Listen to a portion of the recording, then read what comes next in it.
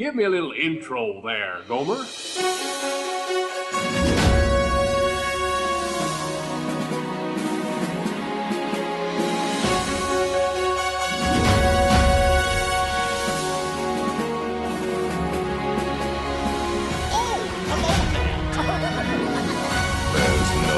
turning back now.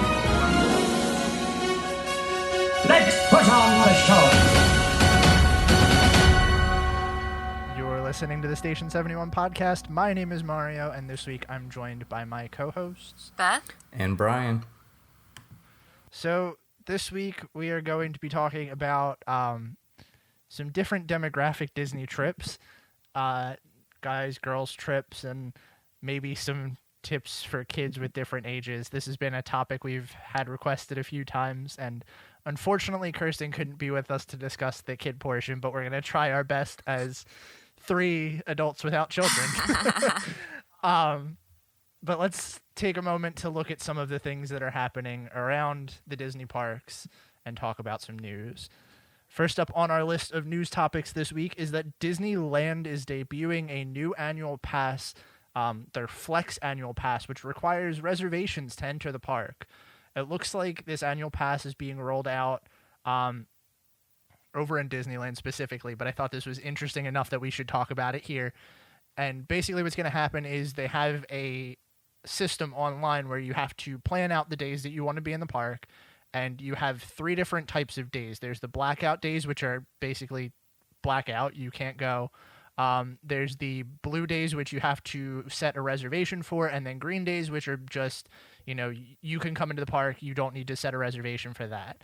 The system itself is pretty cool because you have to make the reservation 30 days in advance for a reservation day, and you can only hold 2 reservations during a 30-day window. If you miss 3 reservations within that window, you actually get like a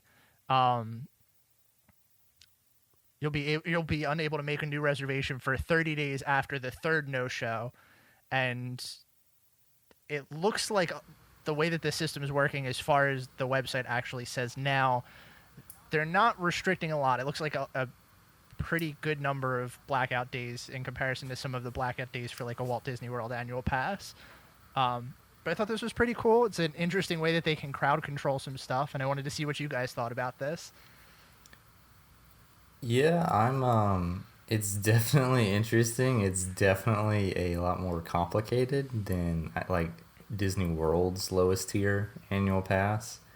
I do like the I don't know what you want to call it, the demerit that you get or whatever if you don't show up for your reservations, because I know a lot of people, and I've done it a couple times, and I really try not to, but even just like scheduling fast passes, like I normally try to delete fast passes if I know I'm not going to make ones that I've reserved, but I know that happens a lot where people don't delete them and they just kind of like grab them whether or not they know they're going to go in case they do. So I think something like this would be nice to kind of like cut down on that kind of stuff.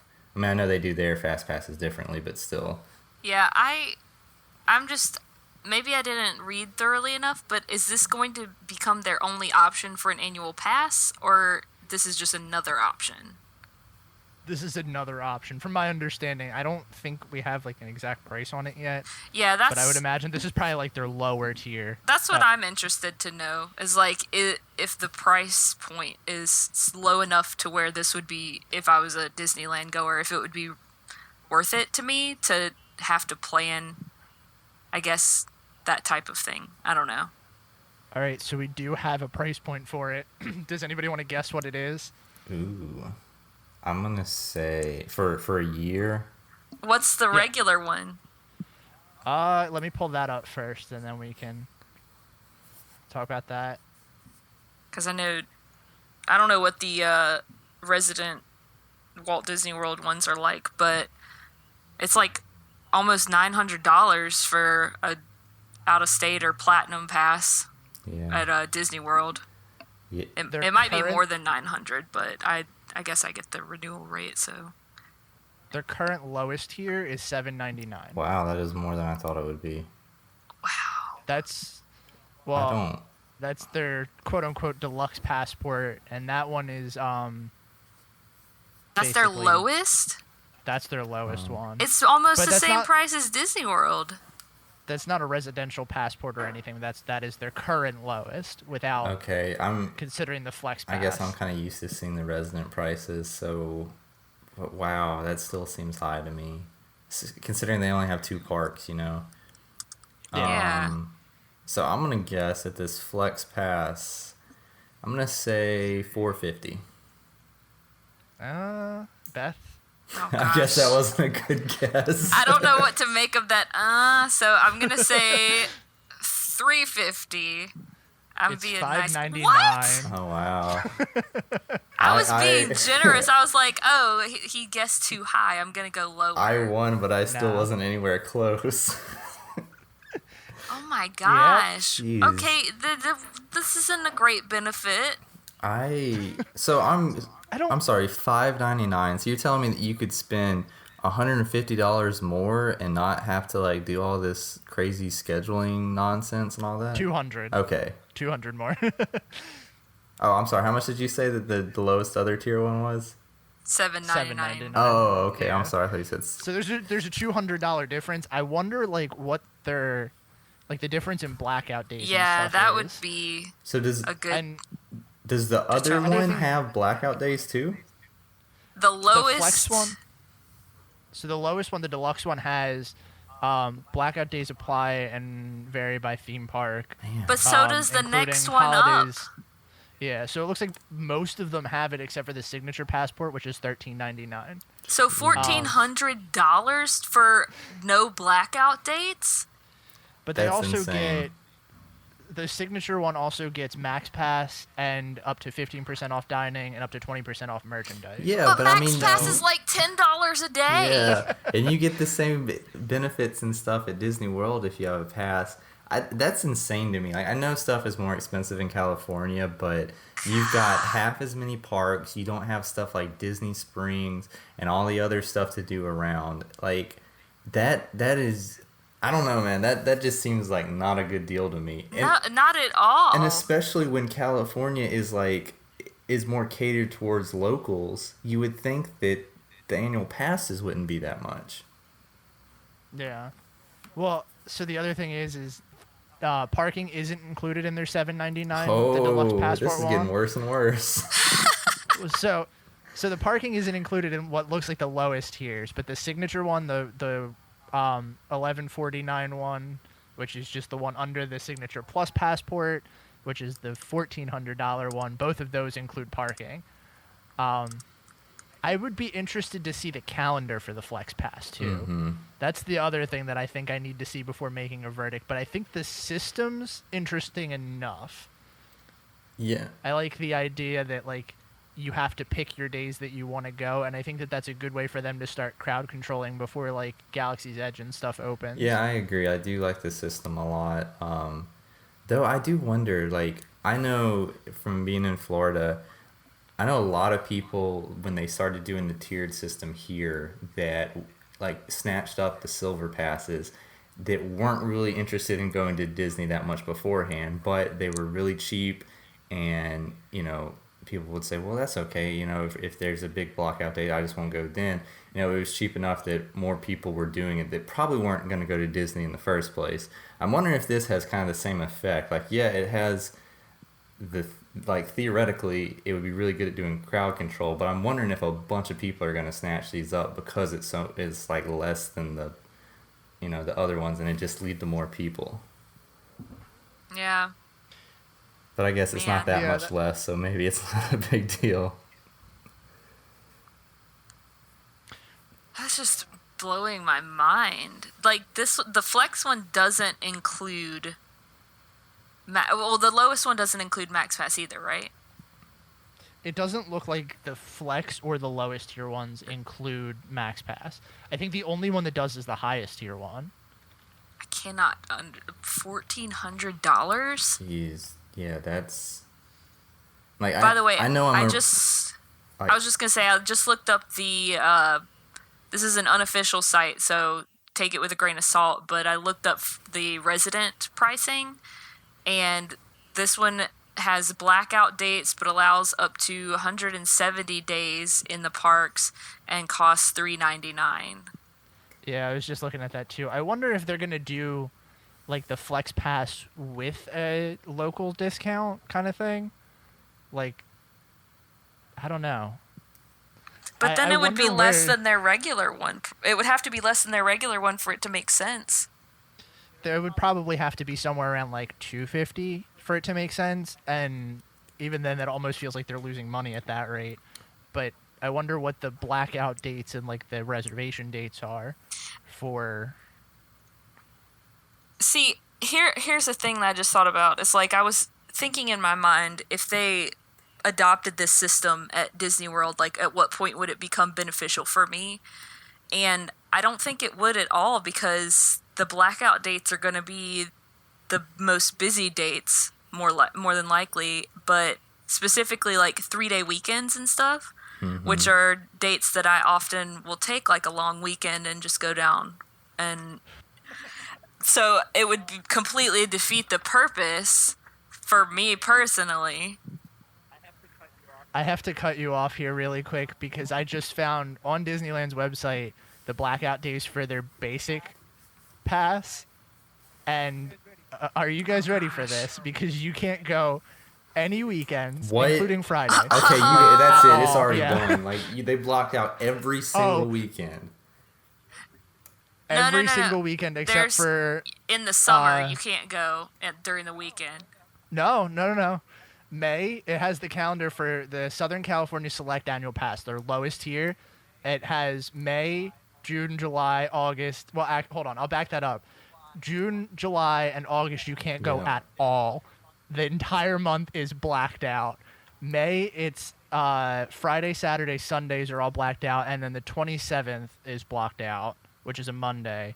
September, October, November are all blocked out for Sunday or Friday through Sunday. And November 11th and November 11th is blocked out, which is a Monday, and it looks like you can go the 1st, the 15th, and the 12th, but then every other month is like you can't go Saturday and Sunday That's at the crazy. very least. So wait, this is for which one? Their lowest, their $7.99 one. Where are you looking? Because I'm looking at this website and I see a completely different calendar than the one you just described. I'm looking at it's the Disneyland.Disney Go passes blackout dates thing. Are you looking at which tab do you have? 'Cause there's, Disney Deluxe if you Passport. close the one above that. It should say like Southern California Select Annual Pass. I think that's the okay, resident gotcha. pass. Wow. But I was looking at the one above, like the $7.99 one, and even that one has terrible. Like it's a lot of you can't go the entire month of July, most of June and August, and like only Saturdays you can go are in like a couple in September and November. Like it's just like this is ridiculous. I feel like the only difference here, kind of like what we said before, is that a lot of the people that are going to Disneyland are locals, so you're probably going through the week anyway. I mean, it would make sense to me. I don't know.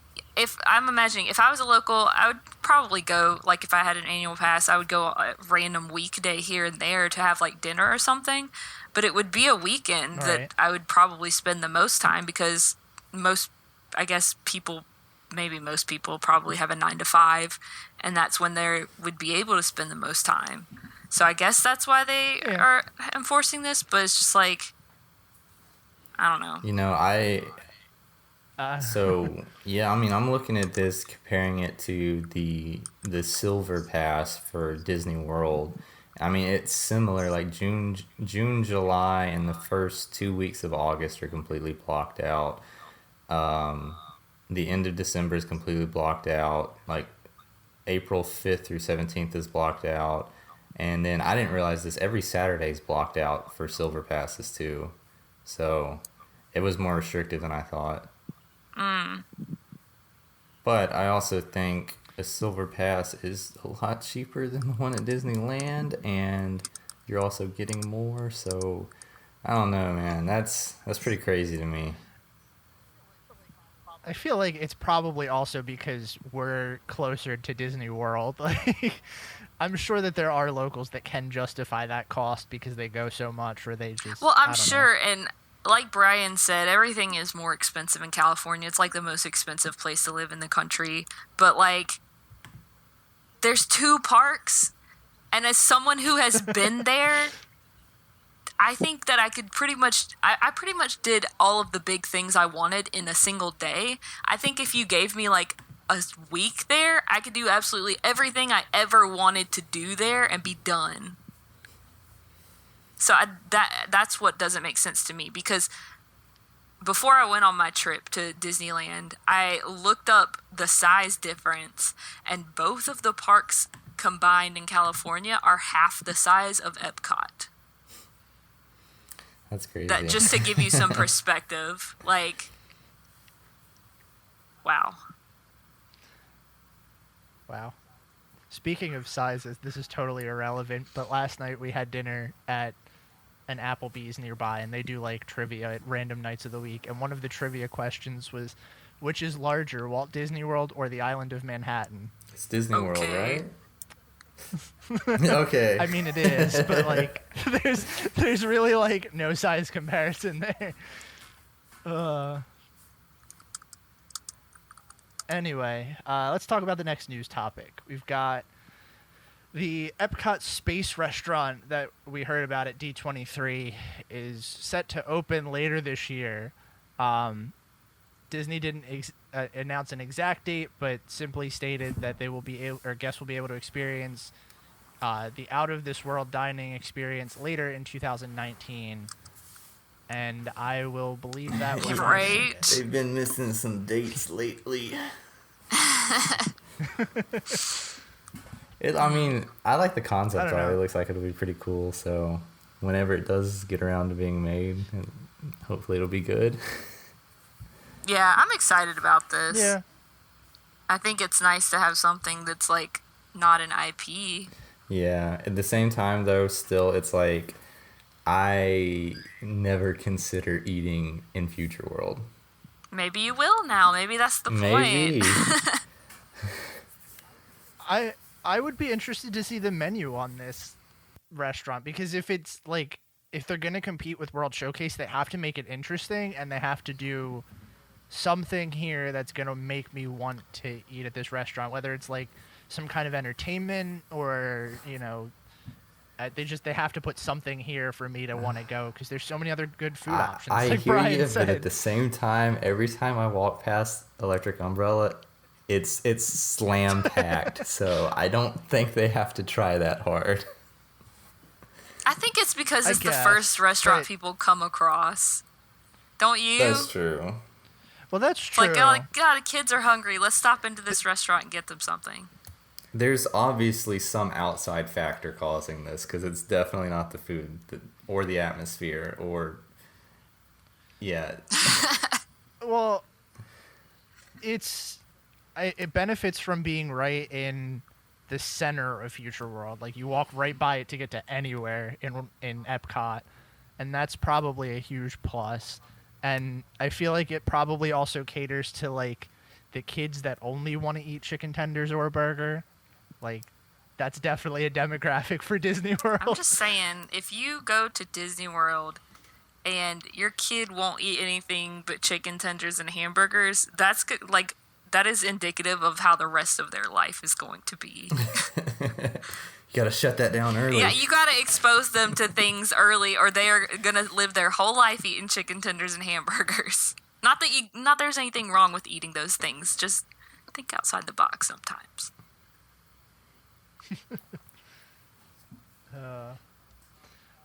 Well, speaking of deadlines, Disney has announced that the NBA experience will be opening in it looks like August, and they have opened up ticket sales for it.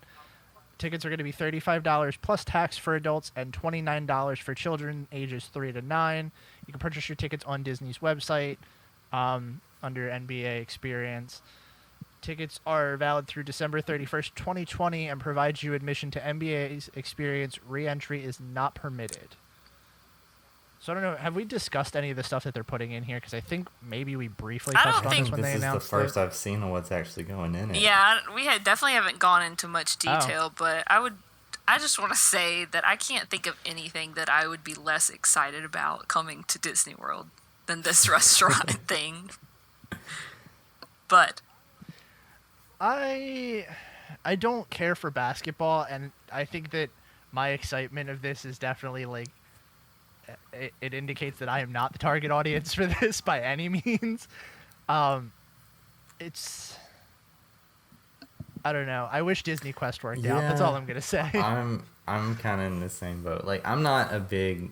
I don't watch basketball really, so this doesn't appeal that much to me. But it's like, I don't know. I guess it being in Disney Springs is okay because it's not like you're gonna.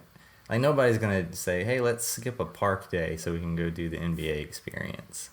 But, I don't know, maybe it'll be able to draw some crowds out of Disney Springs, which would be nice. I think maybe they're targeting, like their target audience is the fact that there's all those sports teams that go to random things at Wide World of Sports, maybe? Yeah, that's a good point, but I also feel like, I don't know, I feel like football would be bigger. Like, I feel like you could have like more of a crowd draw for something with football. But maybe that's just me because I'm really big into college football and I don't watch basketball. Yeah, I mean, I agree with you. I think that football is a bigger deal, like, in general.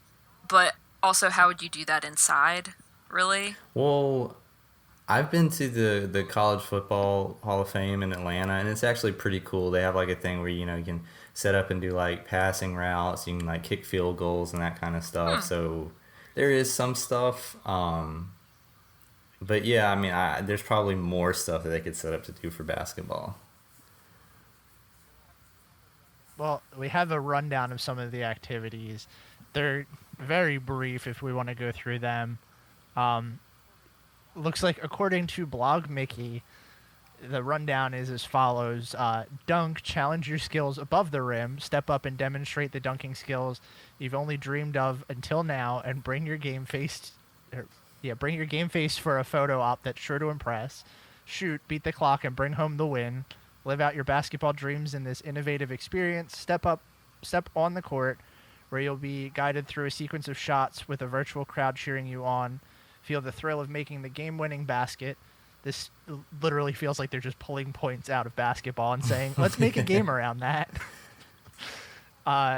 Dribble, bounce that b-ball, and it says show off. Grab a ball, hit the court, and let the coach take you through the drills to assess your basketball handling skills. This challenge is designed for a wide range of ages and skill levels, from novice to expert. Slingshot, score, score, score. Take your game to new heights in this next level shooting challenge using a large slingshot. This sounds dangerous. This sounds like one I would actually play. You'll try to shoot the ball through hoops set at varying heights. Pay close attention as the game progresses. The scoring changes. And then arcade area. Test your hand-eye coordination in a variety of arcade games. Oh, and then it has a whole bunch of other things. Wow, there's a lot here. It says b-ball games up close personal. Beat the clock with perfect shot. Papa Shot. Fans young and old can try their hand at a series of Papa Shot arcade games that include static hoops and hoops that move side to side. NBA 2K, NBA Live, and NBA Playgrounds. So they're just going to Yeah, like, dude, if you're playing 2K while you're supposed to be doing other stuff on vacation, you need to reassess yourself. Like, you can do that at home. Wow. I gotta say, in this arcade area, that they're making a huge mistake if they don't put that basketball game that they have at Dave & Buster's, where it's like Connect 4, but with basketball hoops. Do you guys know what I'm talking about? No. It's like, you have two people, right? And one has like yellow balls to throw, and the other one has like red ones. And you try to get Connect 4 in like That's rows. actually really and cool. Yeah, and it's super fun. So if they don't have that, then they made a big mistake. Huh. That sounds really cool, and I think that would be awesome.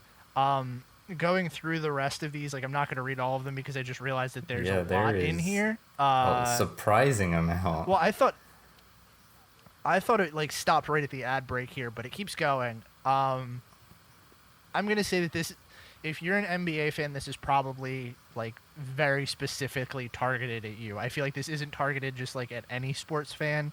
This is like specifically targeted for people that really like basketball, because there's things like testing your NBA knowledge at trivia, and you get a MVP trophy to hold high above your head in a thrilling photo op, and you get to go through locker rooms and like look at the current team rosters and records and highlights for the season. Like none of that sounds exciting for me, but that's probably because I don't really care about basketball. Same.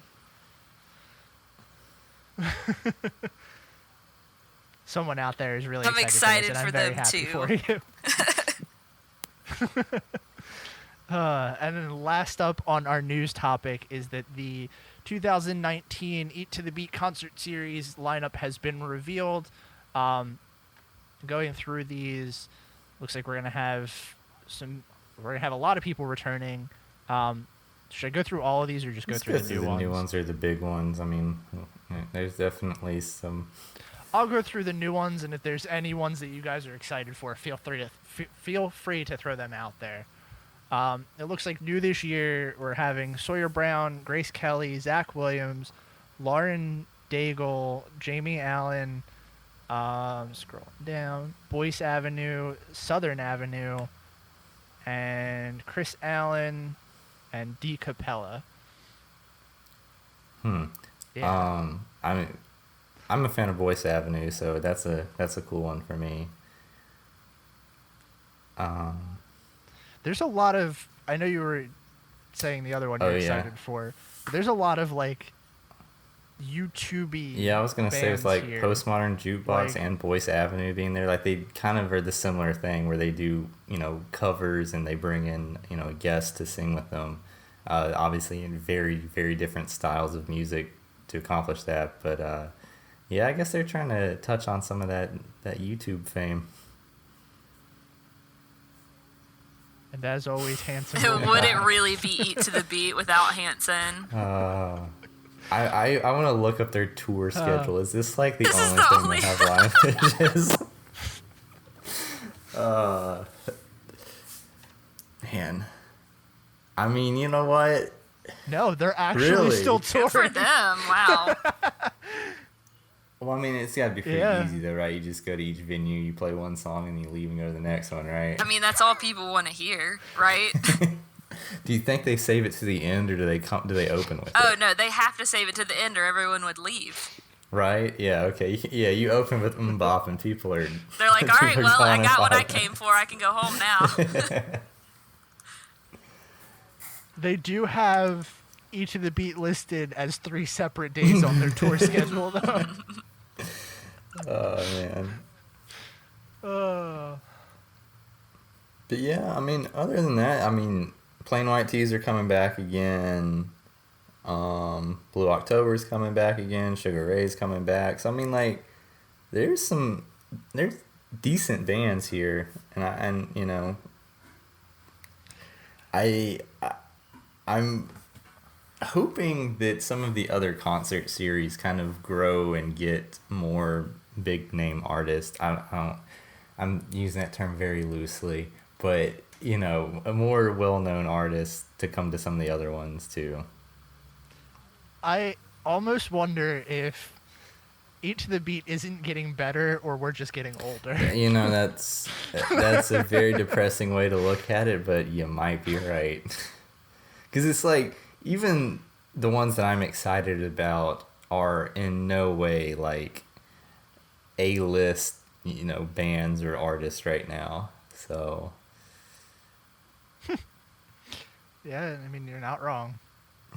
doesn't mean I love them any less.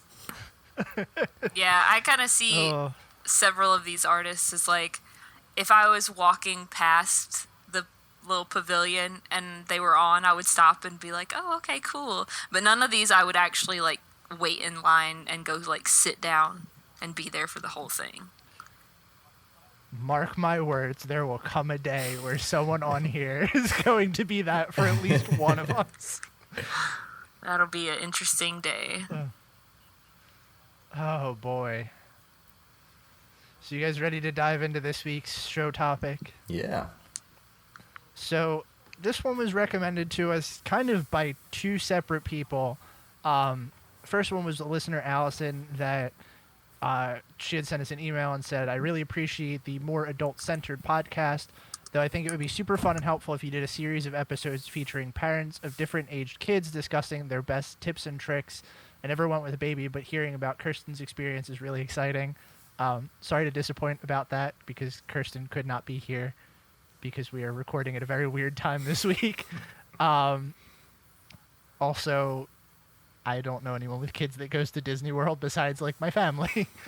And then on the next one was sent in by listener Jillian, who said she wanted to hear us talk about doing Disney as a girls' trip or a guys' trip. So we're kind of combining them into one episode, and we're going to talk about maybe doing some different tips and tricks for kids and then guys and girls stuff.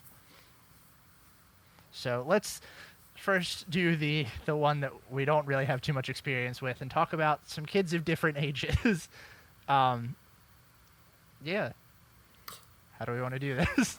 I guess we can just go down the list. I have the first one, and I think this is pretty common knowledge, but it's good to touch on. But if your group is set up in a way that you are able to split up, and there's people that want to do different things, feel free to do that. And that goes not just for having kids. I think that's a good tip for any group of people that are going. But especially if you have different age kids, you know, your teenager is not going to want to go to, you know, the Frozen sing-along with your 5-year-old. So, you know, if you have a teenager that's old enough that they can go off and do their own thing while you take them to the Frozen sing-along, do that, because they're not going to be happy, you know? And I know so many people say, well, it's a family vacation. I don't want to, like, split the family up and everything. But from going to Disney for so many years, I can tell you, like, when me and my family went, that was the best way to do it.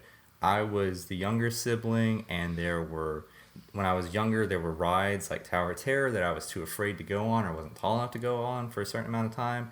And, you know, my dad and my brother would go on it, and then me and my mom would go do something else. So, and it's like, it's more, it really is more fun that way. You don't want to put a kid on a ride that they don't want to go on, and you don't want to make an older kid or guest do something that is just not going to be interactive or fun for them. I totally agree with that. I mean, I think I've talked about my Disney touring with my family in the past year. We used to go with my mom's whole family, and managing a group that large, there was no way. It was always like, when we first would do it, the first couple of days, we'd all try to stay together, and you would do like one ride that every one person wanted to do, and it wasn't as thrilling as it probably could have been for, you know, that first couple days or whatever when we were all trying to stay together. But by the end of our vacation, it was always like, you know, myself and my older cousin are 1 year apart, and we're the oldest on that side of the family, so we would always go off and do our own thing. Or, you know, there would even be times where we'd go off with our younger cousins, and like just breaking off into smaller groups makes it a little more manageable, and you can kind of execute your trip based on what the interest is. Mm-hmm. And kind of tying off of that, I know that we didn't really put this in here, but knowing what you're interested in is really helpful too. Like what your kids are interested in are really helpful too, because, you know, if they're not interested in the characters, the meet and greets and stuff like that, like maybe it's okay to not do so much Magic Kingdom. You know, try to tailor the trip specifically to what they're looking for. And I know that doesn't help if the child's too young to really know what they're looking for, but no, that might be a good idea. That's a really good point too, and that brings me up to something that I've seen before, and kind of going back to like putting a kid on a ride that's too scary for them. Like, do some research and like realize what rides, you know, your kid's gonna like or not. Again, bringing up Tower of Terror, I can't count the number of times that I've stood in line with, a parent and a relatively small child close to us in line, and watched them move through the entire line with us the whole way until they got up to the elevator and the kid is freaking out and decides they don't want to get on. Like, I don't think you can put that on the kid. Like, the kid goes, he sees the ride and he gets in line. Like, I feel like as a parent, you need to say, hey, this was a really scary ride. If you've got a 5-year-old and hey, they're not really into intense rides, plan ahead, know that kind of stuff so that you don't put them in that situation and waste that time. Definitely agree, and can actually speak from personal experience on this, but not in from a perspective of having a child, but being the child. To reiterate the point that you were saying is just to know your kid, because this is exactly what happened to me when I went to Disney World when I was 6. We stood in line for Tower of Terror, and we got up to the front, and I started like freaking out, and I was like, I don't want to do this, and my mom talked me into it, and then as soon as we got off, I was like, I want to do that again. So if you think that your kid can handle it, absolutely, but if you don't, do not force them to do it. For sure. I've seen 5-year-olds absolutely enjoy it, and then I've seen ones have mental breakdowns on it. So you gotta kind of make an executive decision as a parent. I also think, kind of knowing your kid is the big key here. And kind of to my next couple points, know if your kid can handle wait times too. Like, if you think that they're going to want to do the more intense lines and stuff like that, like the rides at the end of that line, then make sure they can handle that. Make sure they have, they can wait an hour plus in line if that's what it comes down to. But also try to fill the time in between with things that don't really demand that long of a wait, like maybe pin trading with some cast members, make a day out of that. I know we've talked about that on here before too, or even doing Sorcerers of the Magic Kingdom. That can get a little line, but at least it's short enough that there's some instant gratification there as well. Mm-hmm. That's a good point. And kind of off of that as well, Disney's done a really good job with doing interactive queues, and to a lesser extent the Play app with what they're trying to roll out there. So I guess knowing which ones would have a longer line but would have stuff for them to do, like, Pooh has the interactive toys and stuff in the queue. Haunted Mansion has an interactive queue, and even the innovative queue systems like Dumbo are all really good things that Disney does to minimize that wait time and make it feel like less than what it is. Pro tip, though, if you do choose to do the Winnie the Pooh queue, bring hand sanitizer. Or just don't touch the wall. Just don't touch it. Don't touch the screens. Just don't touch the screens. The funny thing about that is those screens, and I don't know how many people realize this, you don't actually have to touch the screen to get it to move. A lot of snotty kids do not. Nobody realizes that. Well, if you hover your hand over the screen, all the honey moves out of the way anyway, so you don't really need to physically touch it. Those things are disgusting. I ain't never seen a kid not walk up to that thing and not immediately slap their hand on it.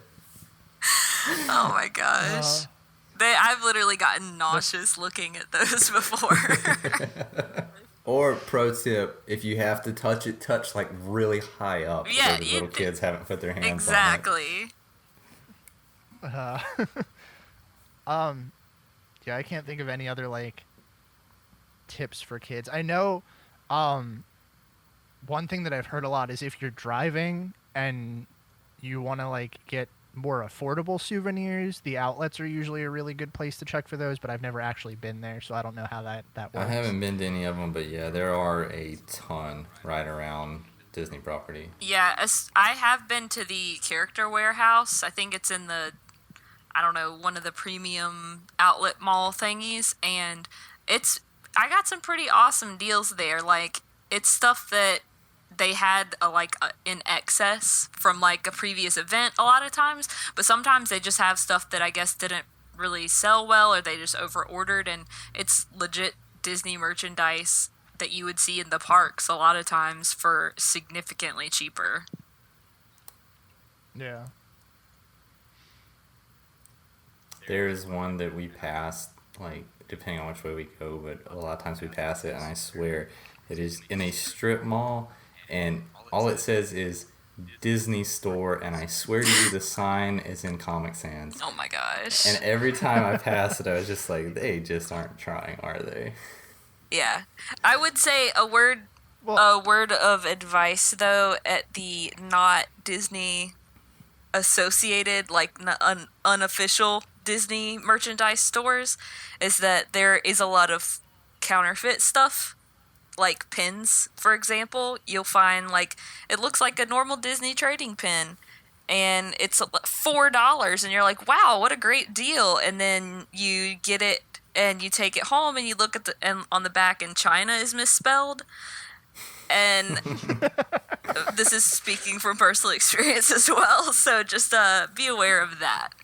Yeah, I know we've talked about buying scrappers before on here. Just realize that if it's a personal souvenir for you, like, that's cool, you know? Right. But when you're trading it and someone else ends up with that, and there are people, myself included, that actually care about them being, you know, official pins, just realize that it's kind of taking away from it for everybody else. Yeah, just try to keep scrappers out of circulation. I just wanted to point out not to forget about rider swap. So if you are in a group where you have small kids that don't want to ride the ride, but you're like multiple adults, you can actually leave the kid with an adult at rider swap, and then they come out and you switch and you go ride the ride, etc. It's only available on certain rides though, so just check it out and keep that in mind.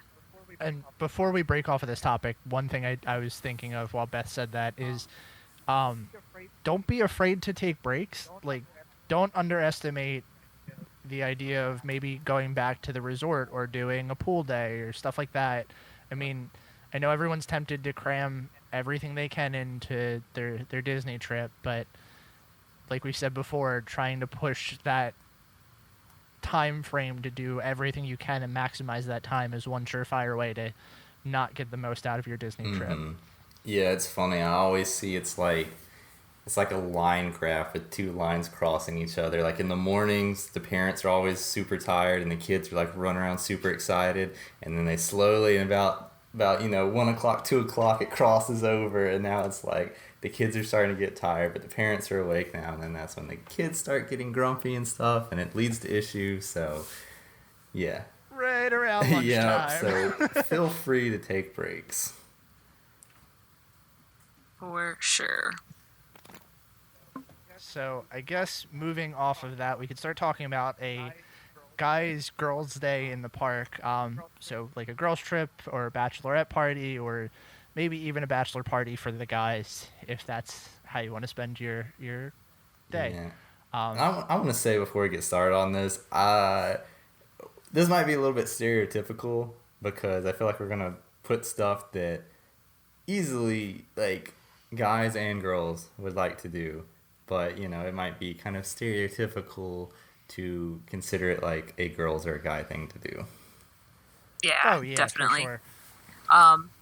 I want to preface this by saying that I have never done a girls' trip, so I am especially going to have very stereotypical things.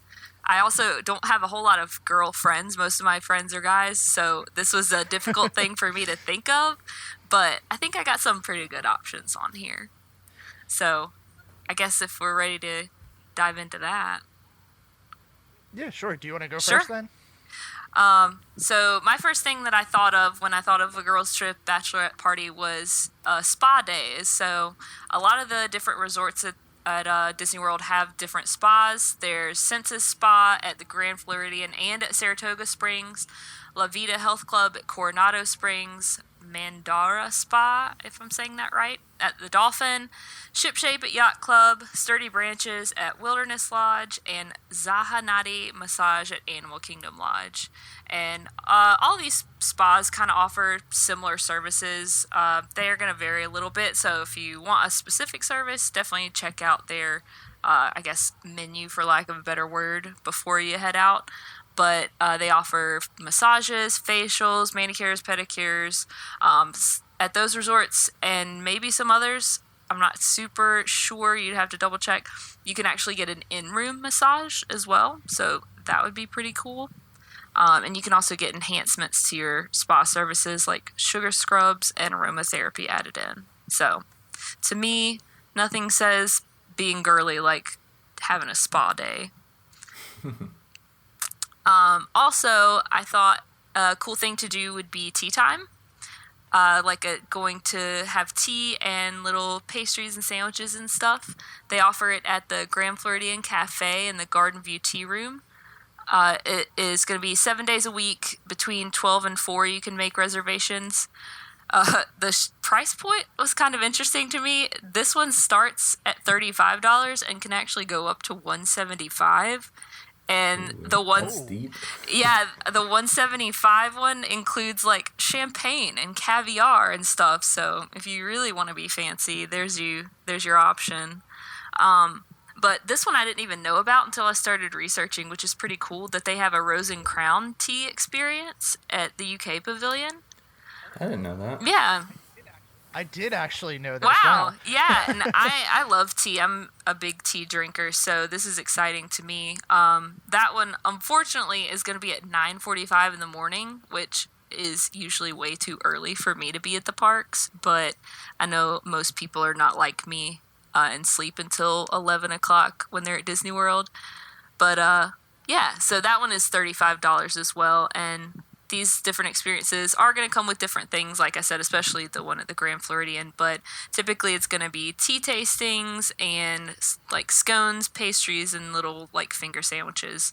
So I've never done this at Disney World, but I've actually gone to a tea room locally where I live, and it was really cool and cute, and I would highly recommend it if it's anything like the one I went to. And they do, I want to say they do one with like the festival. They do. Too. I actually have done that one, but it's not really a tea experience in the same way.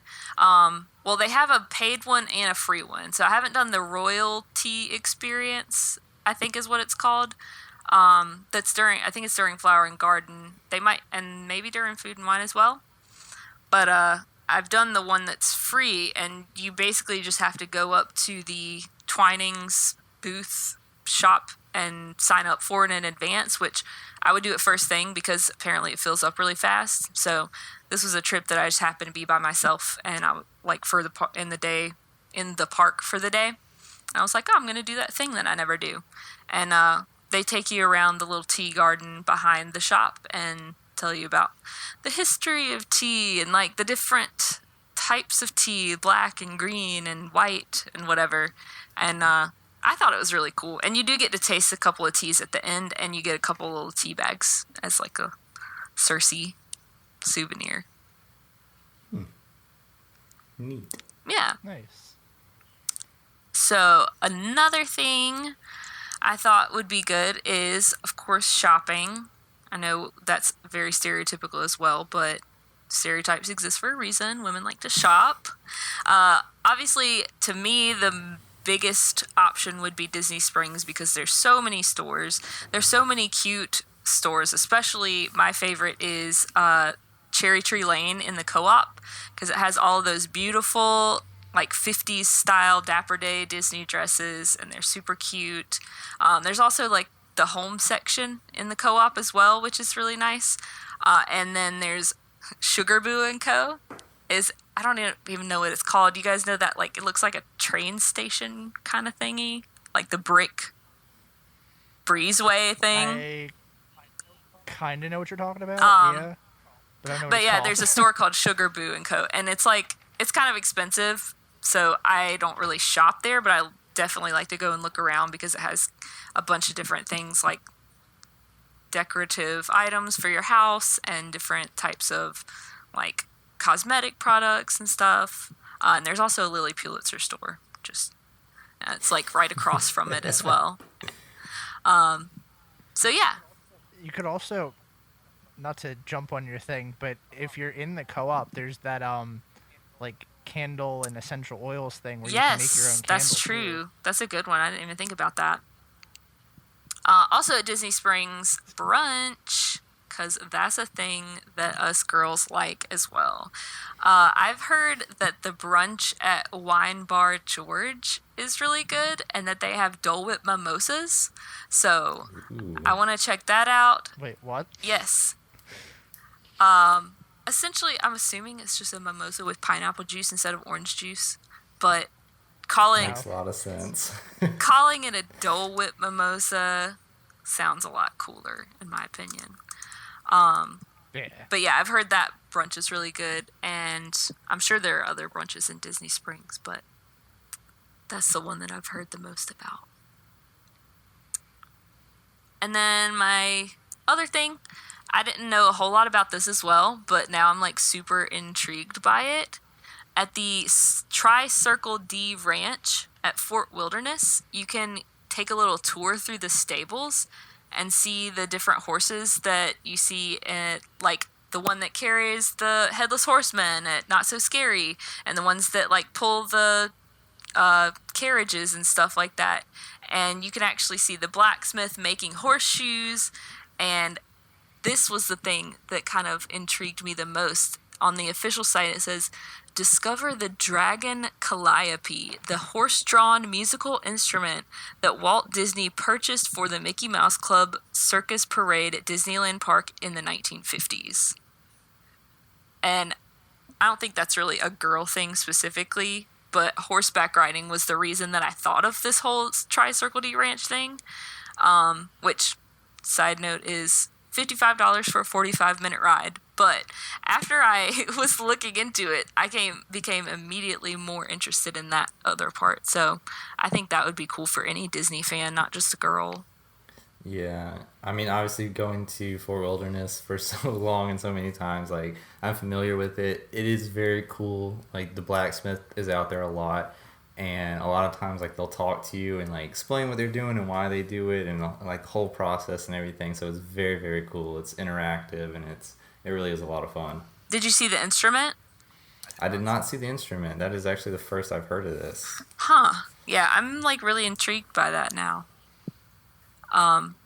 And I don't know if you want to cut this out or if we want to include the link in the show notes, but click. Oh, I looked at the link. It is quite cute. Oh my god, it's so cute! And this is like super recent. Apparently, there was a pony that was born at the ranch, and they, on the Disney Parks blog, posted about it a couple weeks ago, and it is super cute. This little tiny white pony. You know what was like really funny about this? So I keep up with Disney news like we all do because we do this show. And like usually I'm the first person out of like anyone I know to be like, "Oh, did you hear about that cool thing that Disney's doing?" I didn't hear about this till Andy sent me I this. didn't hear about this until I like, saw this link today. She sent me this like 2 days ago. I was like, "Why are you sending me this?" Oh my gosh. Baby animals. That is something I can always get behind. It is really cute though. There's been a lot of baby animals at Disney I know, World it's so lately. exciting. There was a baby gorilla recently too, right? Yep. I think so. Babies. Oh. But I thought I saved this one for last because this is very much a thing you could do with any type of group of people over the age of 21, and that is drinking. So my suggestion, if you're having a girls trip, is do a little bar crawl with different cocktails, wines, or beers, if that's your thing. I know there are girls that like beer. It's not my thing, but good for you. The ones that I thought of was like, there's a monorail resort crawl where you just go to the different monorail resort bars, and then, of course, there's drinking around the world, however you want to do that, whether you want to go hard and do all 11 countries, or you just want to sample here and there. But yeah. Nice. Or kind of to bounce off of that, I know like the wine tasting is like a quote-unquote girl thing. You can do wine tastings in France and Italy, and that might work too with your drinking around the world stuff, because I know I put this under the guys trip, but I don't know what girly drinks would be. Just a little side tangent. What do you guys consider, like, if you're doing the real drinking around the world, right? And you're having a drink, quote unquote, in every country. I would say like a cocktail, a beer, or a shot all count as a drink. What do you? I'd agree with that. Okay, I just wanted to make sure we're all on the same page, just as a curiosity. Why? What would you not consider a drink? A wine tasting, unless you're tasting a bunch of wines like at the same time. So the way that they do their like wine tastings, you can order a flight of them too, and it's 3 like actual not actual glasses, but 3 like sample glasses of wine, which would equal like a regular glass of wine. Okay. So I can kind of see that, but no, I do kind of agree that it feels a little weird to throw that in with drinking around the world. I just wanted to say that if anybody out there is thinking about drinking around the world and thinks that they're going to get off that easy with a sample of wine, think again. Yeah, also I would say like any of the food booths at the festivals, those drinks don't count. Oh yeah, because they have like no alcohol in them. Well, yeah, and they're like Tiny. a third the size of a normal drink on top of that. Yeah. You order a cocktail and it comes out in like a thimble. Yeah, right? Oh my gosh, the ice wine, you guys. Brian, I was with you when I got that. It's literally a shot glass of wine, and it was like $12 or something. It's apparently this like really expensive special Canadian wine thing, but I was just like, dang, I got it a few years before, and I remembered it being small, but not this small. I kid you not. I'm not exaggerating. It was like a big shot glass. That's why, like, I don't drink a whole lot when I go to Epcot, but, like, I've been burned enough times at the food booth that I always wait. If I haven't seen somebody else order it, I'm not getting it yet because I need to see how big the glass is. Right. Quick Google search it on your phone to see how big it is. Now, I have a question for you because I may be remembering this wrong, but didn't your wife say that she had her bachelorette party in Disney, or she went to one? She didn't have her bachelorette party, but she did go to a close friend's bachelorette party at Disney. Did they do anything that we didn't mention? Or the one thing that I guess I was going to mention that would probably be a good segue because it would probably be good for a bachelor or a bachelorette trip is I know they did like the dance hall at the boardwalk. Ah. So there's another one. So what is it called again? Do you remember? Atlantic Dance Yes. Hall or Jelly Rolls? Well, Jelly Rolls is the piano bar, but yeah. Yeah. I've never been to either, but they're both on my to-do list. Yeah, I wanted to go to Jelly Rolls the last time, but we just never made time for it. I'm going to try to make time on my trip coming up. It's just hard if you're not staying there, you know? Mm-hmm. Because you have to find a way back, and it's usually going to be too late to use Disney transportation, so you'd have to, like, call it a Lyft or an Uber or something. Yeah. But, hey. Well, I mean, you can always do what we used to do when we would go, like, to the park super late or not the parks, but, like, go to another resort super late, hop a bus to Disney Springs and run another bus or different transportation from there. That's, like, super, super out of the way, but yeah, I mean, possible. Yeah, no, I did. That's a good point. You could just, do it and then like have a drink at Disney Springs, so it's not like a total waste of time. Yeah, it is kind of dumb because now it is actually cheaper for you to book a reservation at a restaurant at the boardwalk with no intentions of going and just eat that $20 charge instead of having to pay for parking to go there. So that's wild. Yeah. I remember that I've been to the boardwalk before and not had to pay for parking. Is that unusual? It is a recent thing that they changed. Yep. Me and my wife went. It was probably 6 months ago or so, but yeah, we showed up and they said it was ridiculous. I thought it was $30 to park there if you didn't have a reservation to a restaurant, which is just insane. That is insane. Yeah. Hypothetically, you could get even cheaper. You could make a reservation for one person that you have no intention of going to. Then you only have to pay $10. Is that how it works? Yeah, it's per person. Oh, okay. I didn't realize that. I guess I've always made a reservation for me and my wife, so I didn't realize it was per person. The reason I know this, and you can actually, change the number of people. You know, you can't cancel your reservation unless it's the day before. But the day of, you can change the number of people in your reservation, because one time I had a reservation that I knew we weren't going to make, and I had reserved it for like 5 people, and I was like, I do not want to waste, like, throw $50 away. So I just went and changed it to one person and only had to eat $10. Sneaky. So, yeah. I have to back that too, because we did that on this last trip. We were trying to go to dinner with a friend very last minute. They were like, oh yeah, let's do dinner one night. We were like, okay, well, we're going here, jump on. And then they had an emergency and had to back out last minute. So we didn't even cancel those 2 people. We just walked up and said, by the way, we went from 4 to 2, and they're like, okay, that's fine. Yeah, as long as you either show up or like change your reservation to one person, then you're usually going to be fine. Right. They also said, I'm going to cut this part out, but they were like, yeah, if you were like only just going to double your reservation, you wouldn't have had to add 2 extra people, and you could have just walked up and said, yeah, here you go, we've got an extra 2 people. We're 4 instead of 2 now. So I think Disney's super lenient with reservations. Yeah. Although I think what we just described could be called working the system, so the Reddit moderators would not be happy with us right now. If you're out there listening, that was for you. So let's move on to Guy's trip.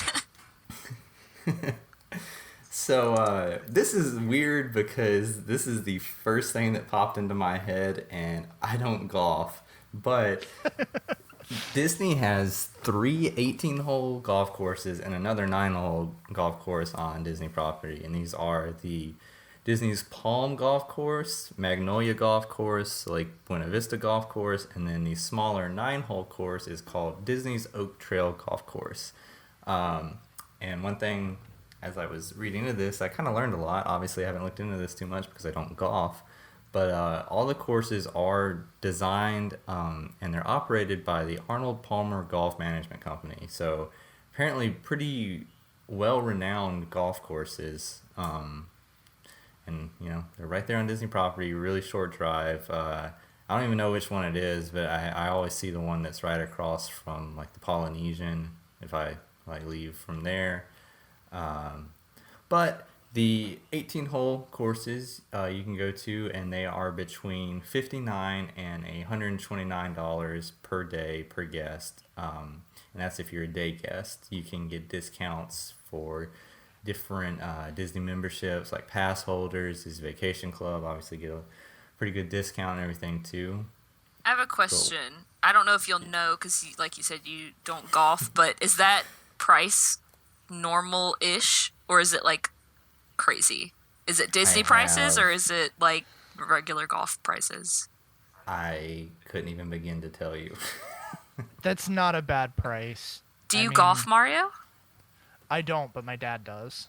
Oh, okay. Does that? I just want to know, anyone out there have a dad that doesn't golf?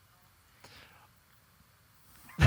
I was not, like, if you do, if you're out there listening, I want to know if your dad does not golf.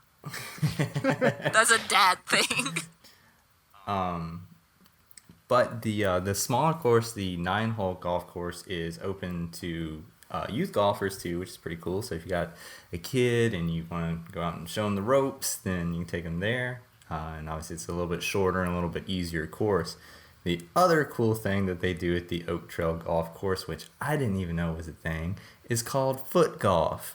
And it's basically golf with a soccer ball, which sounds way more fun to me than regular golf because I've tried to swing a golf club before and know how bad I am at it, but I know I can at least kick a soccer ball.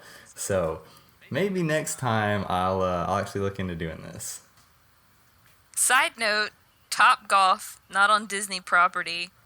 Top Golf is so fun. Top Golf is the golf for people who don't golf. It's super fun. I'm going there tomorrow. Really? Oh my gosh, they just opened one in Myrtle Beach recently, and I'm so excited. Anyway. Sweet. But there is one in Orlando to bring that back to relevancy.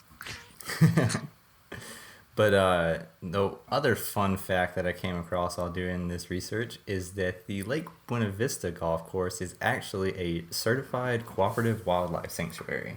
Aww. Huh. That's Yeah. cool. Yeah, I thought you might like that one. Yeah. Do you know what lives there?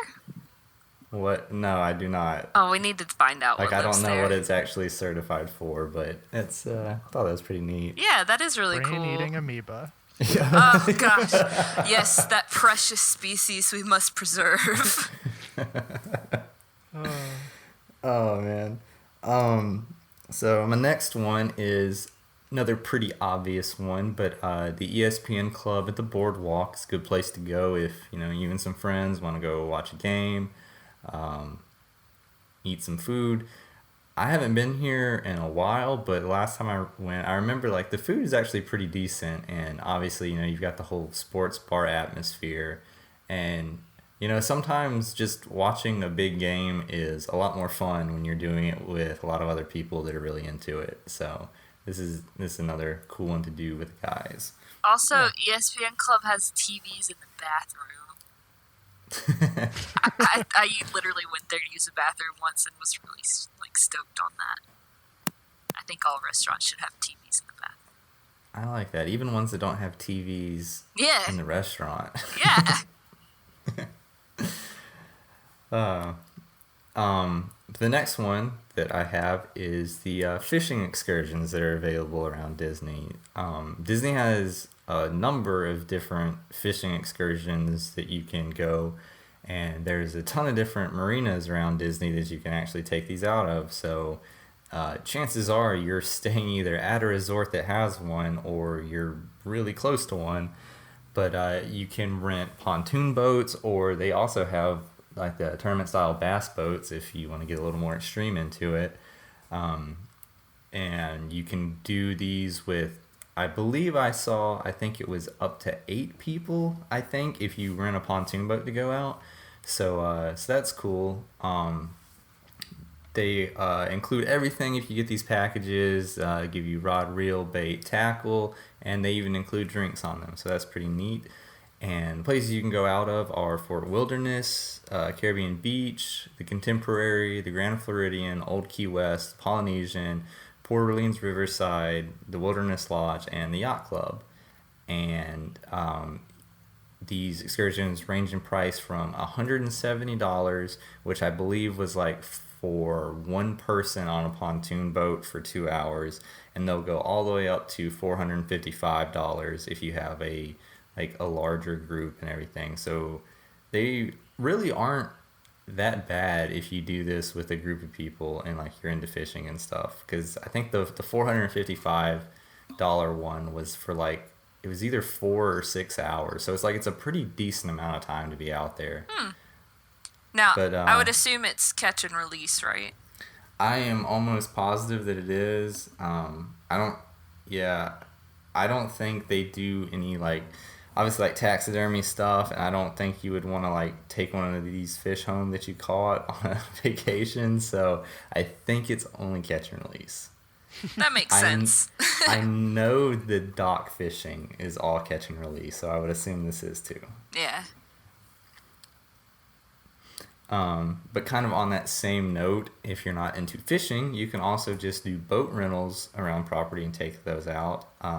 They have everything from the little 2-seater they call the Sea Racers, which it's basically a little 2-person mini jet boat. I have done those before.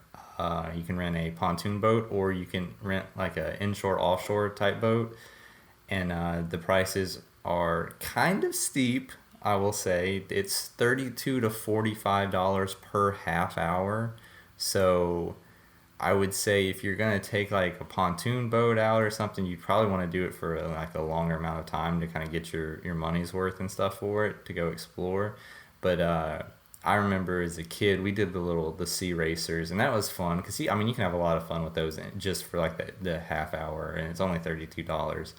And you fit 2 people in them, so if you split that, that's really not bad. Fun little way to spend $15 a person. So yeah, that's awesome. Yeah, that's not bad at all. My only suggestions were drinking, like Beth said. I feel like there's a lot of good places, and trying to decide what is girls and guys was a little weird too. But some of the places I could think of were like Beer Garden or Raglan Road might be a good place to grab a drink and enjoy the atmosphere, hang out with some friends. And surprised we haven't mentioned Trader Sam's because I feel like that should have been the obvious. But what about that? Excuse me. What about that tap house in Hollywood Studios? oh yeah, I haven't been there yet. Baseline Tap House. Yeah. I don't know what the beer. I've been there, but I don't know what the beer selection's like because I didn't look. Huh. Yeah, I don't know. I would I'm assume sure that would probably be a good place to go. because it's a tap house, right? Yeah. And I don't know. I feel like this kind of ties back to our earlier point is know your audience and know who's going with you. Because, like, really, I guess a guy's trip to, Walt Disney World probably isn't going to include a lot of time in Magic Kingdom. You're probably going to spend a lot of time in Epcot or Hollywood Studios or maybe even Animal Kingdom, just depending on what your party is looking for. But I also suggested, and this is probably a little sacrilege, if your party is looking for thrill rides, maybe consider a day at Universal. Wow, Mario. Yep. No, I don't disagree with that. Nah, that's a good tip. I think that's probably, like, I don't know. That's like if you know what you're looking for and it's not Disney, that's the next best thing. Mm-hmm. And also, like y'all mentioned Topgolf, like there's a ton of stuff around the area too. If you want to go have fun at Disney during the day and you're more into like the nightlife kind of stuff, there's tons of stuff you can do in Orlando. And I think Beth mentioned like shopping at Disney Springs. Don't underestimate the nightlife at Disney Springs too. Like when we went for my 21st birthday, our whole intention was to go to Epcot and drink around the world. But our first night there, we spent the night at Disney Springs and we hung out at Paradiso 37 for like a really long time, and it was lots of fun because they had a DJ outside that was playing music. There were people dancing. We got some really good drinks. Like, it was a really cool place to hang out. And Raglan Road has the nightlife too. There's a lot of places down that way that you can stop and hang out for a while. Yeah, for sure. So, are there any closing remarks that you guys have about maybe planning a guy's day or a girl's day at Walt Disney World? I'm going to take that as a no. I have never been on a guy's trip to Disney, so all of this is like theoretical on my end. To be completely honest, I don't know if I've ever been on a girls' trip, period. Like I said, I've kind of always been more so friends with guys, not to be that girl because they're gay guys, but yeah. So I've never really, not that I can think of, but it sounds like it'd be fun. Yeah, I mean, the closest thing I've ever gotten was my 21st birthday. We planned it it was me and my two best friends. We went down to Disney and we spent 4 days down there. We did one day at every park with, like I said, the intention of drinking around the world. And it was fun. But I feel like now, like, I don't know, then I knew very little about, like, the specifics of what I can do outside of a family trip. I feel like now it would be a totally different trip. Yeah, I could see that. Also, I just want to state, I know we kind of did a little disclaimer at the beginning, but if you want to mix and match these items to your heart's content, then you do you. If you want to have a guy's trip and go to the spa, you do it. If you want to have a girl's trip and go play golf, do it. These are just the stereotypical things, but... Yeah. The funny thing about that is like, looking back at the suggestions, how many times has Brian suggested going to the spa? Yeah. And I can guarantee you just about any woman, I don't care if you play golf or not, that went and played a game of golf against me, I would almost guarantee you would beat me. I've played twice in my life, and it just ain't for me. So. Then that's going to do it for us this week. Thanks for joining us again on another episode of the Station 71 podcast. If you like what you heard, be sure to subscribe to us on iTunes or wherever you get your podcasts from. If you want to be a part of the show, reach out to us on our website at www.station71podcast.com, where you can find links to all of our social media, our email address, and our brand new Google Voice line where you can leave us a voice message. have anything you want to hear us talk about, we'd be happy to discuss that on the next episode. We hope you enjoyed your ride, and we'll see you real soon. Please stand clear of the doors. Por favor, manténganse alejado de las puertas.